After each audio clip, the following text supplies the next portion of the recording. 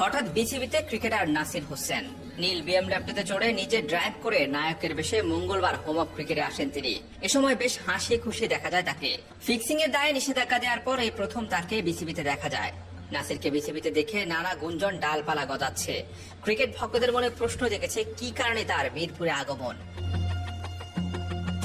Home of ক্রিকেটে আসার পর প্রথমে বিসিবিতে যান নাসির। বিসিবি থেকে বের হয়ে একাডেমির দিকে যান। একাডেমি মাঠে প্র্যাকটিসরত এইচপি টিমের কোচের সঙ্গে কথা বলেন কিছুক্ষণ। এইচপির খেলোয়াড়দের সঙ্গেও কুশল বিনিময় করেন। শামীম পাটোয়ারির সঙ্গে হ্যান্ডশেক করেন। 2023 সালে সব ধরনের ক্রিকেট থেকে 2 বছরের জন্য নিষিদ্ধ হয়েছিলেন নাসির। 2025 সালের এপ্রিলে শেষ হবে তার নিষেধাজ্ঞা।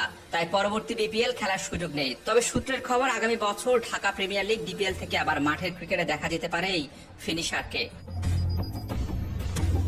প্রায় ঘন্টা